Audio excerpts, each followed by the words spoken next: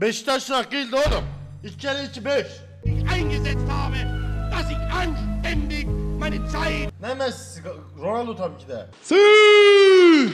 Valla Beşiktaş'ın hakkıydı arkadaşlar. Ben söyleyeyim yani. Sen kime vurdun lan şimdi? Sağa vurdum. Şimdi sen naneyi yemedin mi? Ananı sikeyim. Max. Dur Max. Max. Ananı avradını be. Max. Oğlum Phoenix lan.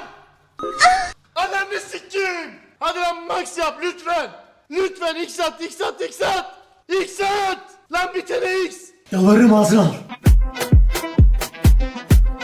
Lan hadi premium at lan premium. Ananı sikeyim. Lan mor.